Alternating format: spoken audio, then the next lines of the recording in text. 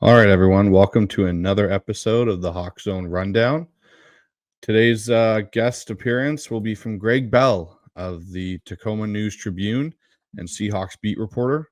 He's been nice enough to come back on the show here to talk everything Hawks, what their kind of outlook is going forward, his, expectations of this team from where they were in the offseason to what they've turned into so far this season.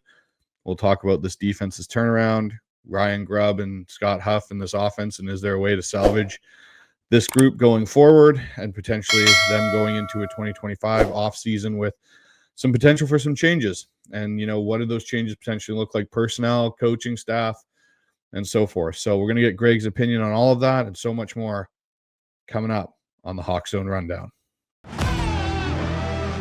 Well, I'm the best corner in the game. For this run.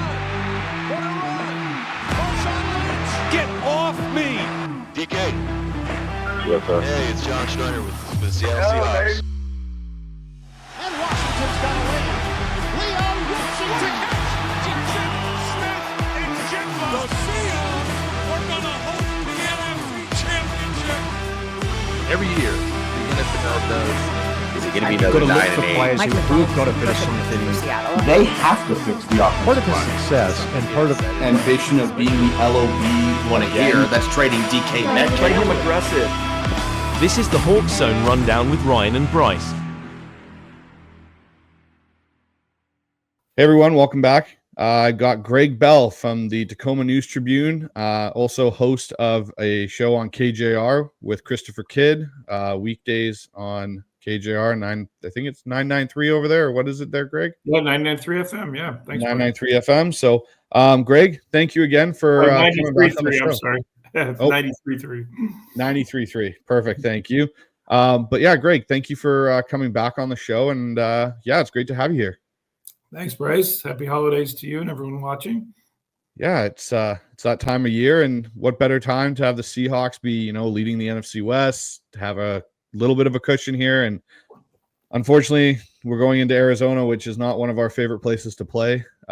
It's kind of been a cursed stadium for us over the last few years. So, so Gregg, I'm just going to kind of get your thoughts and on the overall kind of way this season's gone for this team and kind of what your expectation was in the offseason to now what they're at now. Did it kind of line up, or have there been some surprises along the way for you?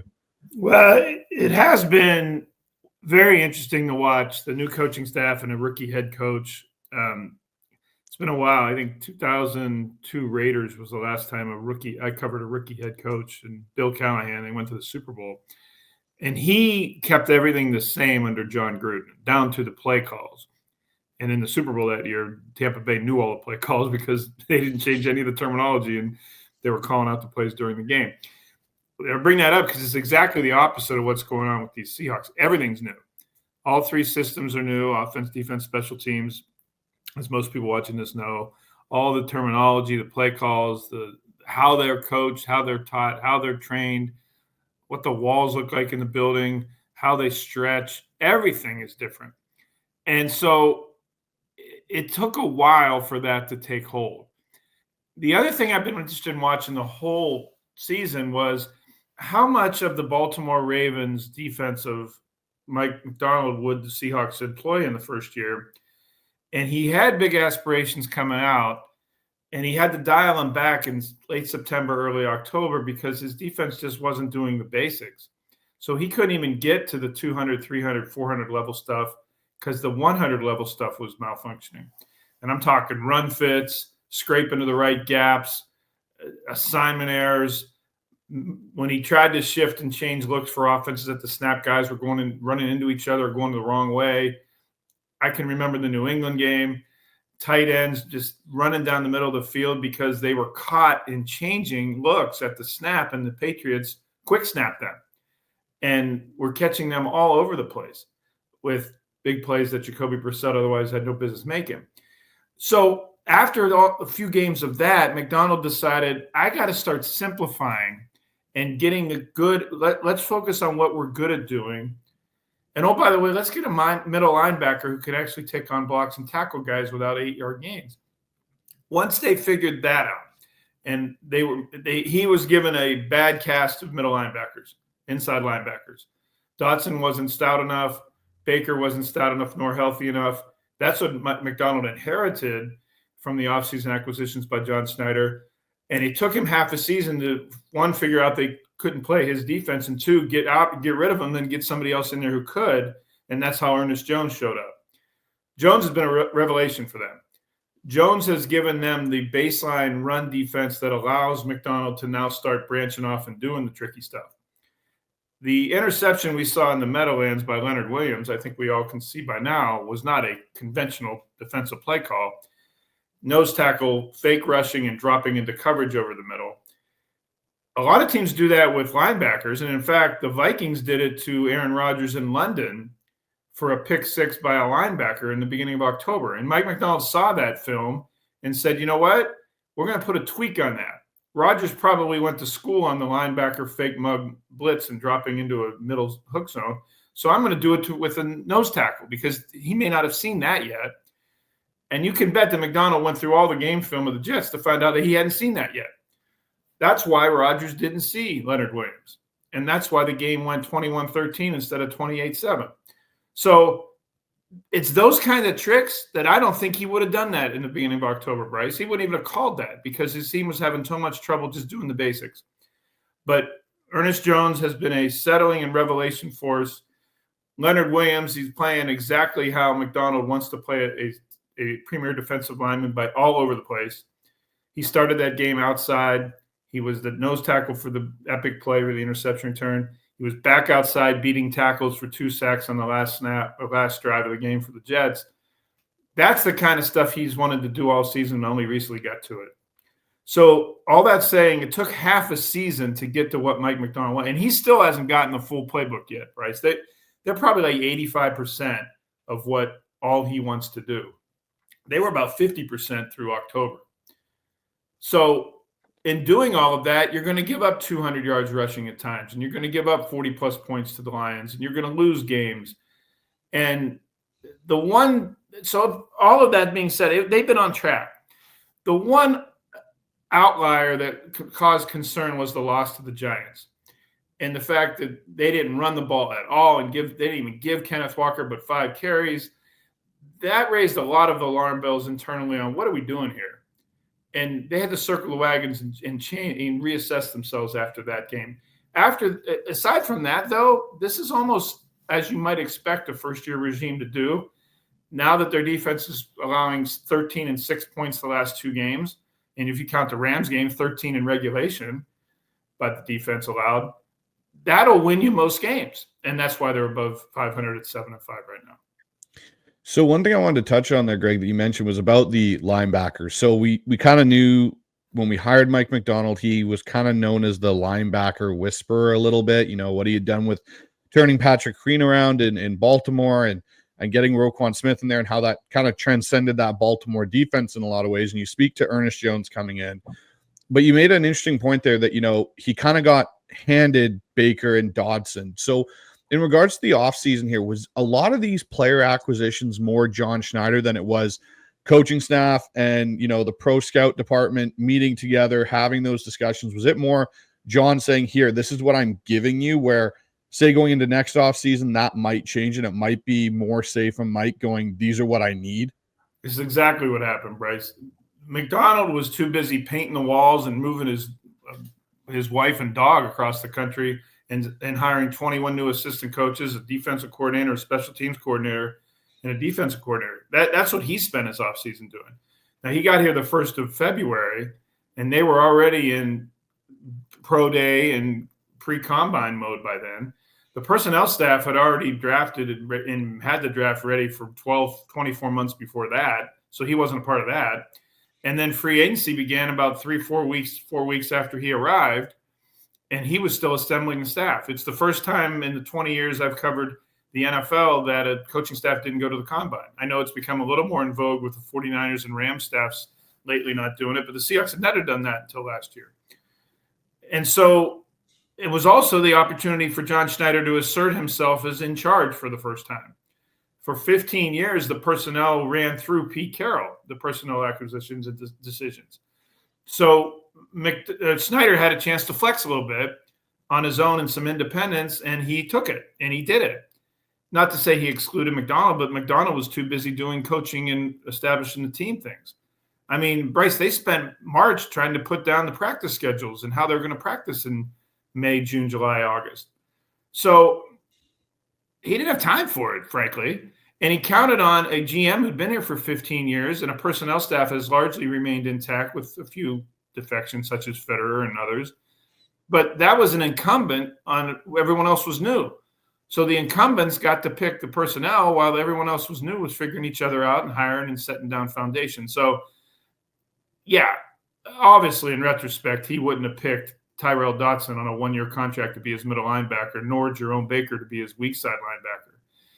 And there are a couple other acquisitions you could say, I don't think he would have ever done that. So that means that this coming off season, he's going to be, here's what we need. And now the personnel side knows what he needs more than they did in February and March. That will make a huge difference in who they both draft and sign in free agency compared to last season. So, kind of pivoting a little bit to the defensive side on this, Greg, you talk about, we had Ernest Jones, we've acquired him. We're starting Tyrese Knight now. But you look at some of these pieces he did inherit on this defense seem to have elevated their play. Julian Love being one that comes to mind for me. Kobe Bryant, now that he's been inserted as a safety. It's kind of interesting to me to see that, on this defensive side, we have more playmakers than maybe initially thought going in. Like we had talked about in the offseason, we had Leonard Williams, we had Spoon. We kind of knew about those two kind of maybe being the lead guys. We had drafted Byron Murphy. But, Byron Murphy's kind of been quiet, and not in a bad quiet, but it seems like he's, kind of taken on more of a nose tackle role in a lot of these sets, which I don't know if is his strength. But, Julian Love, to me, and Kobe Bryant have really solidified that back end of that, secondary. As we talk about, Rayshawn Jenkins was an acquisition in the offseason. So was Kayvon Wallace, who's now on IR. And, Kobe Bryant was kind of an afterthought. A lot of people were going to cut him in the offseason on their, when they were building their roster construction. Kobe Bryant was off the team. So how has Mike Macdonald's impact been on the guys that have been here and were kind of already established in a way in this defense? Well, he rewards what they're doing right now. Where you came from, what you've done up to now, how much money you make, where you were drafted, doesn't matter. And Kobe Bryant's the perfect example of that. I can think of Cody White, Ty Okada, couple others that have won playing time, and in Kobe Bryant's case, the starting job because of how they practiced in training camp and into the season. And Mike Macdonald just kept seeing Kobe Bryant doing all the right things all the time. And that doesn't mean just knocking down passes against the starting receivers as a scout team safety, but technique, drills, assignments, changes and calls at the snap that Macdonald wanted to put in. Bryant nailed it. And he had it all nailed from the start. And it got to the point where the coaching staff started saying, why hasn't this guy been playing? And he was out of a place with Pete Carroll, who had moved him from corner to nickel to safety. And then they bring in Jamal Adams and Quandre Diggs, and there's no place for him at safety. So then they signed Rayshawn Jenkins, who in retrospect looks like somebody that another acquisition Mike Macdonald wouldn't have made. Because if he had been here a year, he would have said, I love Kobe Bryant. And they would have never signed Rayshawn Jenkins. Rayshawn Jenkins is a prime candidate to be cut in the offseason in salary cap savings. He's done it more than once now. He did it with Lamea, giving him the start over Christian Haynes, who has failed in months to win that right guard job. And now that Anthony Bradford's on IR, they gave it to Lamea because of how he practiced. Cody White, who you saw make 2 big catches at the end of the Rams game, came up off the practice squad because of the plays he was making in practice. He was impressive in training camp, Bryce, really. I thought he should have made the team. And because of his emergence, Laviska Shenault became very expendable. And once Shenault started dropping kickoffs, that was the only reason he was on the team, because he wasn't playing wide receiver anymore. The moves like cutting Laviska Shenault, trading Darrell Taylor, trading Jerome Baker, cutting your leading tackler and signal caller green dot guy on defense in the middle of the season. That got the attention of the locker room that, man, I got to produce on a daily and weekly basis here in practices in order to play. Pete Carroll preached always compete, but when it came to game times, he stuck with the guys he trusted. And he, by and large, once the season began, Now, he gave young guys the opportunity at the beginning of the season, but by and large, once the season began, he stuck with those guys. Derek Hall last year played 25 to 27% of the snaps until Leonard Williams has gone off the last week. Derek Hall been their leading sack guy against the run and the pass. Now, some of that's because Nwosu's been on injury reserve, but Derek Hall didn't even play for this team last year as a second-round pick, and because Carroll trusted Darrell Taylor and some other veterans more than him. So they're on notice all through the locker room that this guy, he doesn't care who you are, where you came from. If you just perform and do your job, you're going to play. Yeah, and that's kind of the one thing I've noticed as well is, you see some of these guys, like you mentioned, Ty Okada, Cody White. Even Cody White's, it seems his amount of snaps has slightly gone up in the last few weeks as well over a guy even like Jake Bobo, who last year everyone thought was going to, potentially be our receiver 4 this year and really move into that role. And Jake Bobo, to me, has kind of fallen off. And I don't know if that's more of the effects of the offensive play call or Bobo himself. And so kind of pivoting to what everyone wants to talk about recently with the Hawks, because this defense has turned it around and shown such a, stable sample size now over the last 4 weeks, really, of good defensive play.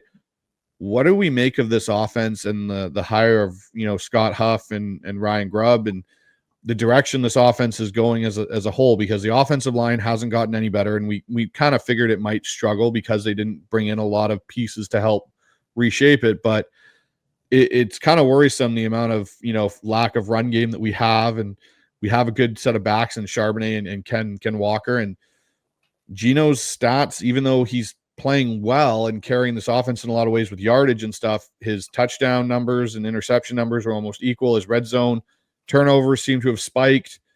What are your thoughts on this whole Ryan Grubb, Scott Huff offense and the direction this team's going that way? Well, Ryan Grubb, Scott Huff can only coach the guys that are on the team and on the field. These are the ingredients that the chefs have got. I would not be sending those two out on a barge.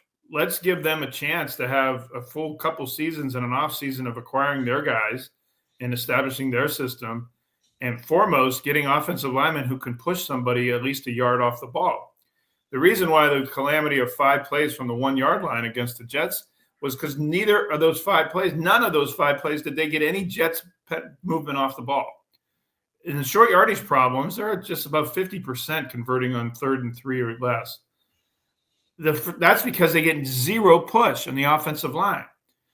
If you had any push at all, you wouldn't send Zach Charbonnet on that 2nd and goal play out wide stretch play to the right side. You'd run him right up inside and a direct play between the A and B gap. So they have no push. And if you have no push, your playbook is just reduced. It's shrink wrapped. I don't put any criticism on what Grubb's trying to do. He's trying to make lemonade out of lemons, rotten lemons on the offensive line. And Abe Lucas coming back has absolutely helped them. Timmy got kicked in the butt hard when they signed Connor Williams, and he's now, by all accounts, changed his entire outlook on being a pro. And the Williams thing really surprised them. It surprised them that he wasn't better in blocking and in snapping after they signed him. Looking back, maybe he wasn't quite ready from the reconstructed knee 8.5 months after. But sure as hell, they weren't expecting him to retire in the middle of the season. So that has set them back in the line. That your anchor left you in the middle of the season, the guy you signed to fix some of your problems. Look, they got what they paid for on the offensive line. 10 years of not investing, 10 years of not drafting highly or accurately, Charles Cross being somewhat of an exception in the first round in the top 10 pick. But if you do what you've done and have 10 centers in 10 years and pay minimum salaries to those positions and sign guys like Laken Tomlinson and Evan Brown, and this is what you get. They invested, and in a salary cap league, you can't pay everybody everywhere. You have to make decisions, and their decisions were at quarterback, wide receiver, richest safety tandem in football, Bobby Wagner, KJ Wright back in the day at line, but they decided to pay those guys. And it worked while they had a young, cheap quarterback that they could pay other people for, and it worked while the linemen were better. Once the linemen weren't better, it failed on the offensive line. For this season, Grubb's got to maximize plays that don't put Geno Smith at risk of turning the ball over. That's against his nature. He wants to push the ball down the field. He spent the first half of the Jets game not doing that. And then they came out at halftime and just started sending DK Metcalf on track meets, sprints down the sideline against Sauce Gardner and DJ Reed, and they got 50 yards on 2 plays out of that. So Grubb's nature is to push the ball down the field. The problem with that is he has a quarterback who at times holds on to the ball too long and puts him at risk in ball security, and an offensive line who doesn't give him pass protection to do it. I'm still of the belief that they have a quarterback who is the solution here, not a problem, and that he has a real hard time having support around him without a running game and out. You ask any pro quarterback, hey, I'm not going to – you're going to have no running game and you're going to have no pass protection. Go. And you have a lot of people with worse stats than Geno Smith. Yeah, no, and the thing I kind of wanted to get to is I watched the Washington Huskies. They're my go-to college team. And I watched Ryan Grubb and what he's done and what he even did at Fresno State with DeBoer down there. And there's a lot of things that I feel he's brought to the Seahawks offense that are good. His deep play concepts for the passing game are awesome. He's brought a lot of shift in motion, which in the NFL to a point works and doesn't because the hashes are quite different. The thing for me that's just so concerning is, and like you alluded to, the lack of push on the O-line.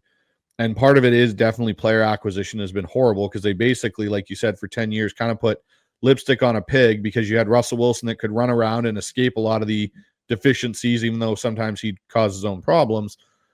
My thing is do you think any of the play calling will get better as Ryan Grubb gets more experience? And do you think some of the play calling issues he has are due to just, adjusting even to the NFL speed, and the not so much gap or talent gap that there is necessarily in college that lacks in the NFL in a way? Oh, of course. He's going to be better next week than he was last week. These are the first NFL games he's coached in. Almost every defensive coordinator he's going up against has more experience than he does. He doesn't have a book on all the defenses in the league. Offensive play callers have a book, basically, on all the tendencies of defensive coordinators and vice versa. Mike Macdonald knows Kyle Shanahan and Sean McVay's play calls as much as his own. That's their job. And Grubb doesn't have that institutional knowledge. He's playing catch-up there. Absolutely. And there have been times Grubb has been absolutely out-coached in play call. I think of the Giants game when they desperately went for it in their own end on a 4th down and 1. They did a play-action bootleg. The Giants didn't even honor the play action because they knew they weren't going to run because they knew the Seahawks couldn't get offensive line push. And the defensive end Burns just smashed into the quarterback without even paying attention to the fake. Grubb got out-coached there. Why call a bootleg play action when the defense isn't going to honor it? So, yeah, I think the systemic issue is the offensive line and how it really does hamstring Grubb from all he needs and wants to do. He really does want to run the ball 20-plus times. He really does want to tailor his passing game and deep strikes off of that. But it's a hell of a lot harder to throw the ball deep consistently when you're not running the ball and the defense doesn't honor it and they're just pinning the ears back and coming after you. Washington, he had the best offensive line in college football. He had a 1,200-yard back in Dylan Johnson. That is as much as any reason why it was Penix and Rome Odunze and McMillan in that show. They don't have that in Seattle. They don't have anything close to that. So I have a follow-up to a really good point that you just made about, how offensive coordinators in the NFL have kind of books of tendencies of what defensive coordinators they've gone up against. And Ryan Grubb doesn't necessarily have that book. Well, he doesn't have that book, frankly.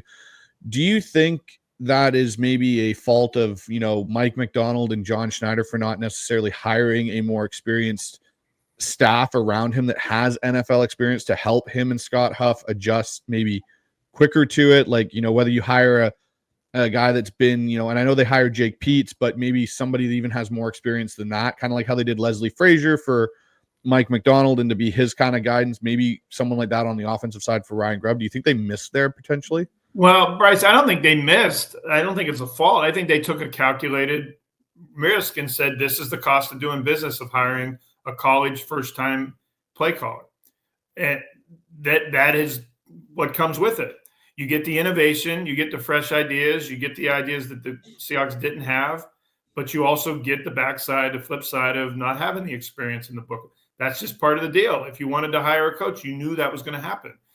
That's why these calls for let's fire Ryan Grubb. They didn't hire Ryan Grubb for 2024. They hired him for 24, 25, 26, 27, at least as long as Mike Macdonald's contract is going to last, 5 years or so. So this is a longer-term investment. Fans want everything right now, and it has to be done. That's not how a team hires a head coach and a coaching staff and an offensive coordinator. Those aren't U-Haul rentals for 1 year. These are long-term house payments. These are down payments on a home you're going to stay and live in. So these aren't short-term plans. This will take a while. Same with the defense for Macdonald. In many ways, it's remarkable they're 7-5 with where they are offensively and where they were for most of the year defensively. And in some ways, they're ahead of schedule after 12 games. But this is not a one-year plan. This is going to take a while to take root. And I think you're going to see a lot of growth in what Grubb and the offense does next year if they acquire offensive linemen who can actually move people off the ball. So I'll be brutally honest, Greg, I'm an offensive coordinator, and I've watched and I've done my own deep dives and stuff. And I was very much in the camp, the last couple of days, even weeks or so, of potentially being on that side of, hey, maybe do we move on from Ryan Grubb and Scott Huff? And I'll be honest, a couple of things you said have brought some extra light to the situation because of your inside knowledge of what goes on within those locker rooms. So I appreciate that. Kind of talking to what you're talking about, how they're going to acquire an offensive line and those players comes with, potentially moving on from other pieces and not paying other pieces. So I'll bring up two players in particular, Geno Smith and DK Metcalf, and we can go one at a time on them. But let's start with DK. Do you see DK getting an extension in Seattle, or do you see them potentially moving on, especially with the emergence of JSN? I'm under the feeling that Tyler Lockett won't be back next year. He's kind of disappeared a little bit this year from what he used to be. So do you think DK gets paid and is a Seahawk beyond next season? Yes. I think he's going to get a $100 million contract. I think it's going to be for 3 or 4 years, probably 3 if he gets his way, so he can return to free agency, be eligible for it before his 30th birthday. And I think that's the massive investment they'll make in lieu of a massive investment on a quarterback. My sense is they have put themselves in a position where they need Geno Smith to be successful enough to renew his contract beyond 2025. But because he'll be 36 next year, they'll do it for 2 years or so rather than 3 or 4. And rather than making it a $75 million contract, it might be more like 60 or 50 for 2 years. And then your quarterback investment is much less than it's been for the last decade since the end of Russell Wilson's rookie deal. That and the salary cap going up, and the fact that, as you mentioned, Tyler Lockett, I don't think is playing next year either. That's a $30 million cap hit that would come off your books. Now, all of a sudden, you have financial flexibility if you're not paying top of the market to your quarterback. So that's why I think they're going to get near top of the market to keep DK Metcalf. Smith, again, I believe is part of the solution in Seattle, not the problem. I thought that since he took over, and I think he's exceeded expectations. Then when I think it was going to be a 1-year rental and figure it out after they traded Russell Wilson, and he blew their doors off in the first year. And since then, he was never going to be like he was the first. He threw for 4,200 yards and broke 4 passing records and broke 3 of Russell Wilson. He's not going to do that every year. So the fact he's not still performing at that level doesn't mean he's failing. Now, the interceptions in the red zone and the loss to the Rams in particular, he did fail. But by and large, over 3 years, they've gotten more than they thought they were going to get when they traded Russell Wilson. Sam Howell's performance in the preseason alarmed them. When they traded for him, they thought, okay, if it doesn't quite work out with Geno Smith, we'll just run Howell out there in 2025 or perhaps re-sign him for beyond 2025. Bryce, he couldn't hit the side of a barn for the first half of training camp. I mean, Lake Washington is, like, in your parlance, 10 meters from the practice field, and he couldn't hit that. He got better as training camp went on and then preseason went on, but all of a sudden it gave them pause that, man, we had a guy who led the league in interceptions last year for a 13-loss team who was really overwhelmed in the first part of training camp. Maybe this isn't our guy. Now they're in a position without either quarterback under contract beyond 2025 and having not still only drafted 2 in 15 years, Alex Magoo and number 3, that's it. That they have to have Russell or Geno Smith play well this year enough to re-sign for beyond next year. Now they could go into not re-signing Smith into 2025 and having him play out his contract, and then you're still not better off for after next season. And Smith's pissed off because he's a lame duck at age 35. So I do think they're going to re-sign them both. Shorter term contract for Smith, a franchise cornerstone type of deal for DK Metcalf. So kind of looking forward to, this upcoming offseason, the draft's slowly getting here. Everyone's starting to talk about draft talk. And kind of to what you just said about Sam Howell and the struggles he really did have.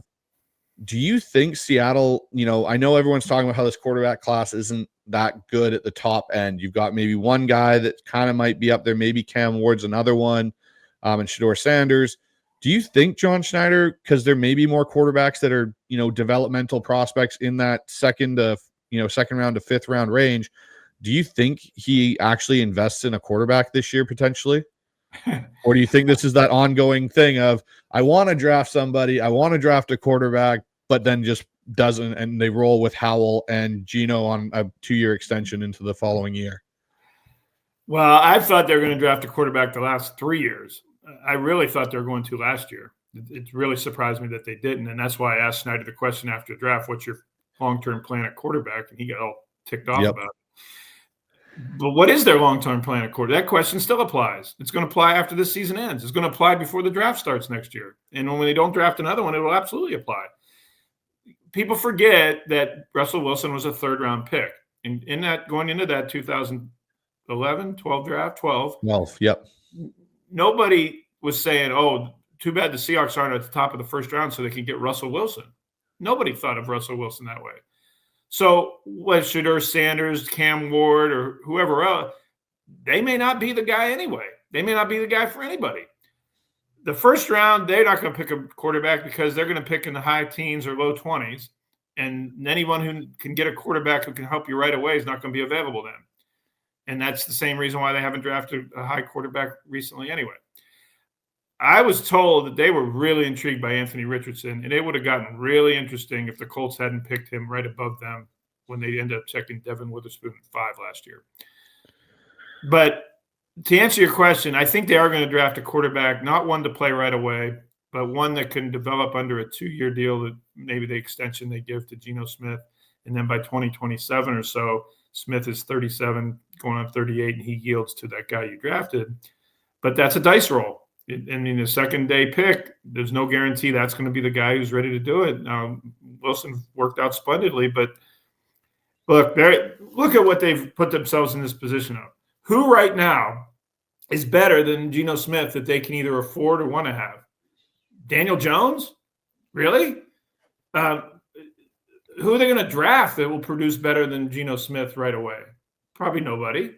So, yeah, Geno Smith's thrown 12 interceptions and led the league, but he's also throwing you into games. He's also throwing on 4th and 6 to Jackson Smith and Jigba when he's got Quinnen Williams right in his face for a 20-plus yard gain.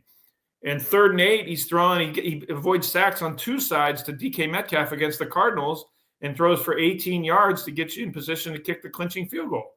If he doesn't make that play to Metcalf, they're punting from their own end with 5 minutes left, up by only 7 to Arizona. He's still making plays that win him games, Bryce, at the end. And I know the interceptions drive people crazy. He holds on to the ball a long time, yes. But they have put themselves in a position where they have no other viable options that would be better than what they currently have. Yeah, and I'll be honest, Greg, that's kind of the thing. I've started doing my dive on a lot of these quarterbacks, and I look at a lot of these guys. Everyone's saying, "Oh, they're horrible. They're not going to be good." I am kind of in the same boat as you. Russell Wilson was a 3rd-round pick, and they got him where they did. I could see them getting a guy like out of the Penn State or even Quinn Ewers if he falls. And I know everyone thinks that he was a higher round pick, but get a guy that doesn't have to play right away. Do the Green Bay Packer thing that Schneider's come from, which is we have a guy. He's going to keep playing, and once we feel that the guy behind him is good enough, then we'll make that switch.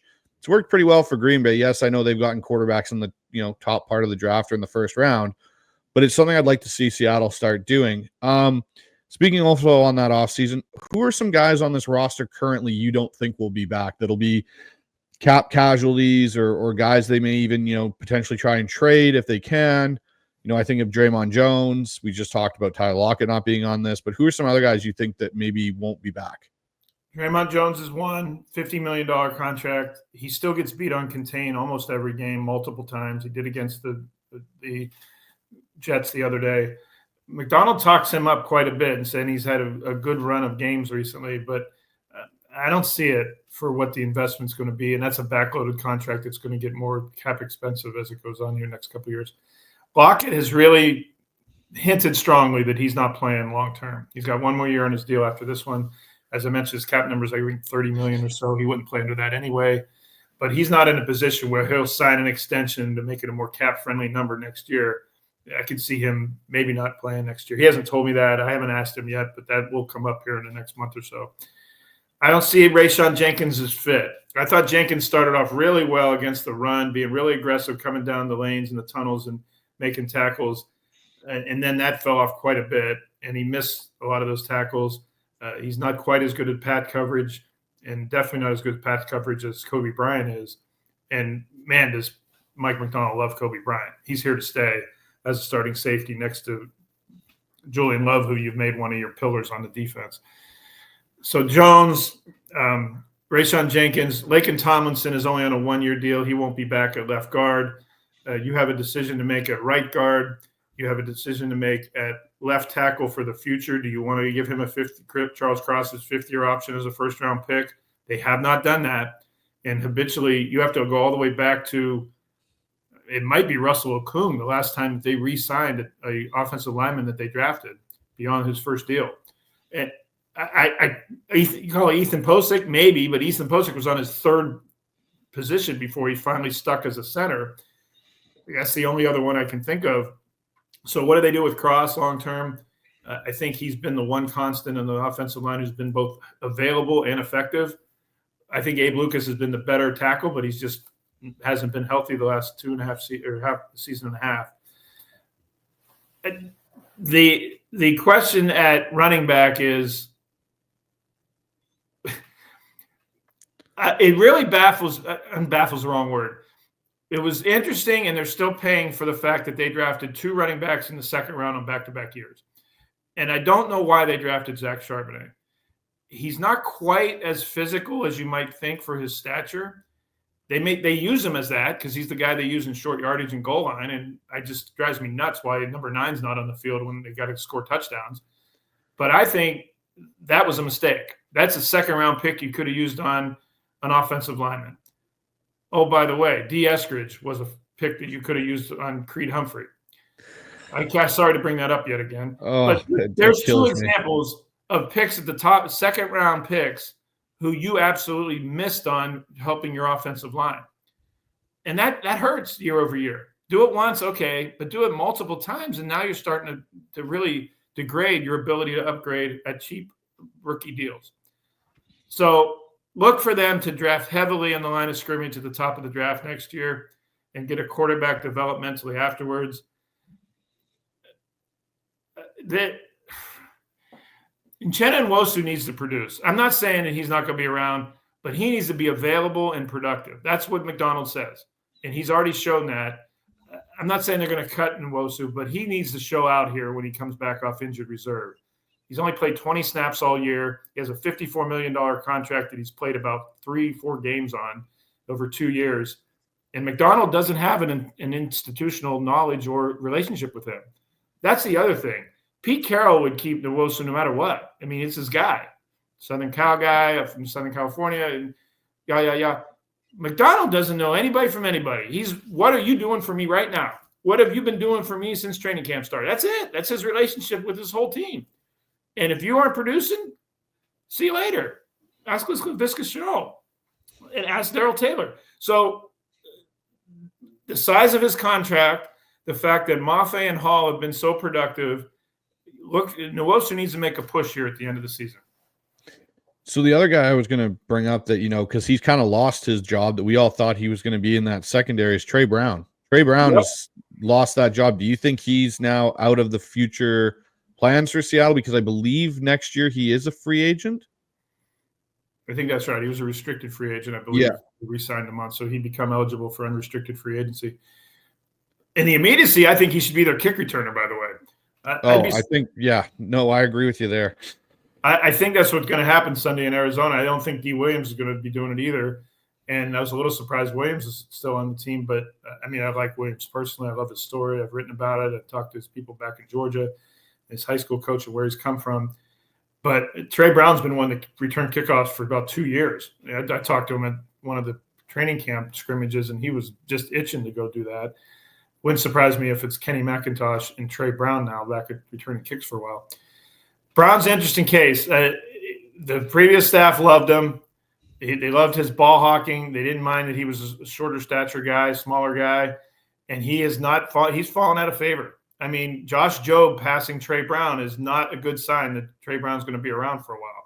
Now, the Jets picked on Josh Jobe something fierce the other day, and if Aaron Rodgers was more accurate like he used to be for the first 20 years of his career, they would have won that game handily. It would have been 28-7 if Jobe got beat in the end zone by Garrett Wilson. Aaron Rodgers just missed a pass he normally hits in his sleep. I don't see a future for Trey Brown. I don't have a real explanation as for why.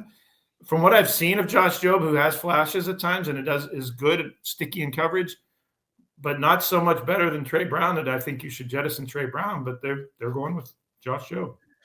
So the other guy that I've kind of got a question about, and maybe you can shed some light on it for me, Greg, is Kenny McIntosh. Like, I'm in the same boat with you as on Jacques Charbonnet. I don't see the fit necessarily. Like, I almost wonder if you could trade him potentially and get maybe a lower round pick back or something, because I don't understand what he has that's so much better than what Kenny Mack does. And watching Kenny Mack in the preseason, he looked pretty good. So did George Halani. Do you like, is Kenny Mack out of favor there? Do you think he potentially gets moved on from in the offseason? I think the new coaching staff doesn't think he pass protects well enough to get on the field on third down, and you're not going to give him early down reps over Walker. So that's why McIntosh doesn't play, and that's why I'd put him at kickoff return, because he's still on his rookie deal. I think he'll come back. It's not like he's cost them anything as a 7th round pick. But to your point, they think that Charbonnet is a third down bullish back, a workhorse Tyrone Wheatley type back. He's not. No. He doesn't break tackles. He doesn't run guys over. He doesn't create his own yards. He had a good game in the second half against the Jets. And I'll give him credit for breaking some tackles. The touchdown run, he ran through a really weak tackle attempt by the linebacker against the Jets, the winning touchdown.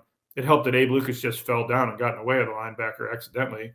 But he broke a tackle there for an 8-yard touchdown run. But by and large, their thinking is that Walker's our early down back, and when we need a yard or two, we'll go to Charbonnet, and he hasn't fulfilled that. McIntosh wouldn't be that either. Wouldn't be the short yardage bullback either. Halani a little more so. Although he's not tall, he is stout and big and stronger. Halani's was a better pass blocker than was McIntosh in training camp, which is why Halani passed him for a time. So I hear fans saying, why not give Kenny McIntosh the ball? But I also see philosophically why he doesn't. Who are you going to take it from? You're going to take it from Kenneth Walker, who's also already limited in the opportunities he had to help this offense because the offensive line's issues. And then on third down, I don't think he's a third down short yardage back.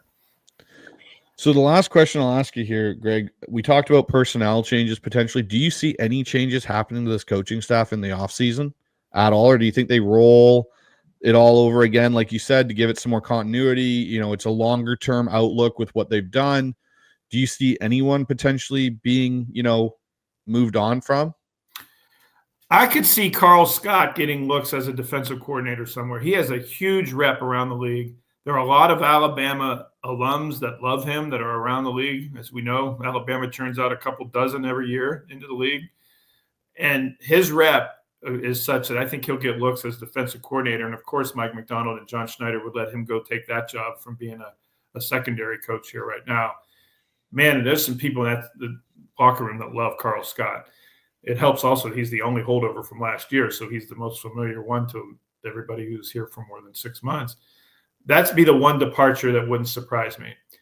I don't think Macdonald's going to move on from too many of his own guys that he brought in after just one season. Again, there's so much that they're still in the process of laying down here in December, middle of the season, that I don't think Macdonald's holding a whole lot against the coaches. Like, for instance, they're not going to fire Jay Harbaugh. One, because Mike Macdonald has a long history and allegiance to the Harbaugh family for obvious reasons. And two, Jay Harbaugh wasn't catching the kicks and dropping them. it doesn't matter who the coach is if the guy can't hold on to the ball. That's not a coaching problem. That's a guy can't hold on to the ball problem. Now, you could say Jay Harbaugh was screwing up in the kicking game, not kicking the ball into the end zone.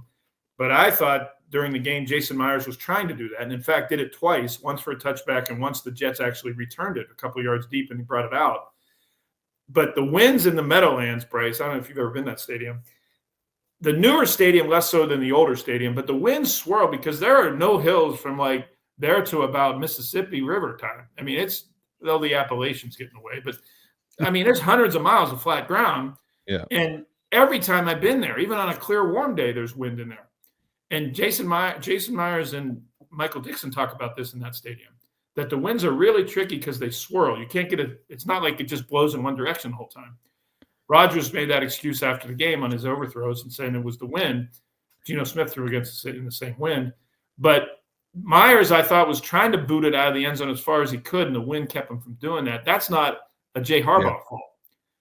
So, and I get it. If the special teams is as bad as they were against the Jets, somebody needs to go or get blamed, or you can't fire everybody on special teams.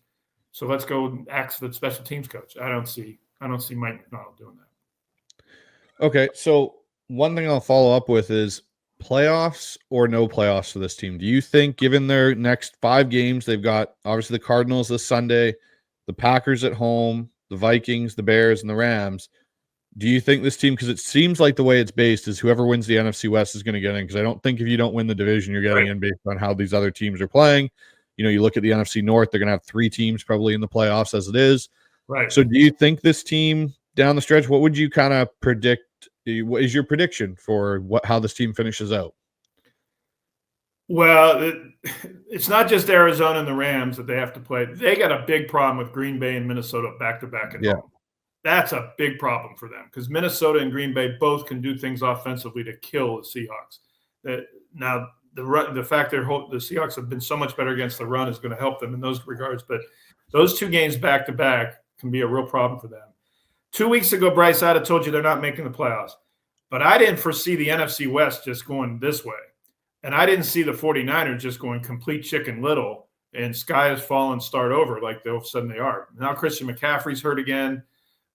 I don't see how the 49ers can win, 5 of the last 6 games or whatever it has to be in order to get to 10 wins.